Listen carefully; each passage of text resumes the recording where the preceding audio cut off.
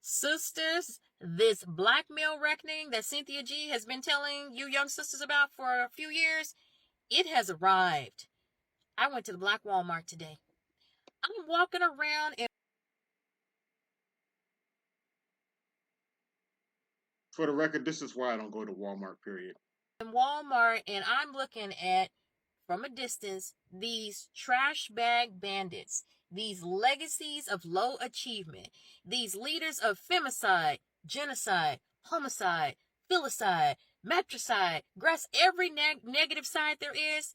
This is what these black men are a part of. Okay, you really shouldn't talk about black women like that. I'm just saying.